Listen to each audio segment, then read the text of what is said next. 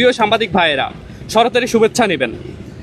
বাংলাদেশে উচ্চশিক্ষাকে যুগ উপযোগী ও বিকেন্দ্রীভূত করার লক্ষ্যে ঢাকার সরকারি 7টি কলেজকে একত্রিত করে কলেজগুলোর স্বাতন্ত্র্যতা রক্ষা বজায় রেখে এবং শিক্ষার গুণগত মান বৃদ্ধির লক্ষ্যে একটি অভিন্ন কাঠামোর অধীনে পরিচালনার জন্য দীর্ঘ 1 বছর ধরে আমরা আন্দোলন করে আসছি। এরই ফলস্বরূপ শিক্ষা মন্ত্রণালয় গত 23/9/2024 তারিখে প্রস্তাবিত ঢাকা কেন্দ্রীয় বিশ্ববিদ্যালয়ের খসড়া প্রকাশ করে।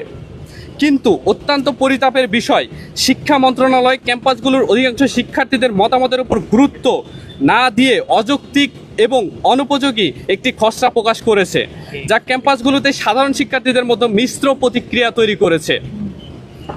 আপনারা ইতিমধ্যে লক্ষ্য করেছেন, বিভিন্ন ক্যাম্পাসগুলোতে সাধারণ শিক্ষার্থীরা সংবাদ সম্মেলনের মাধ্যমে সদ্য প্রকাশিত স্কুলিং হাইব্রিড পদ্ধতির খসড়ার বিরুদ্ধে তাদের অবস্থান জানান দিয়েছে।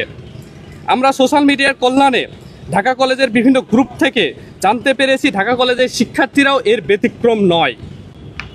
খসড়ার 3-7 নং ধাপে বলা হয়েছে, শিক্ষা মন্ত্রণালয়ের আওতাভুক্ত ঢাকা মহানগরের সরকারি 7টি কলেজের শিক্ষার্থীগণ বিশ্ববিদ্যালয়ের সংশ্লিষ্ট ক্যাম্পাসের পরীক্ষাগার সহ অন্যান্য সমজাতীয় সুযোগ সুবিধা শর্ত সাপেক্ষে ব্যবহার করিতে পারিবে। দৈনিক আজকের বাংলা .net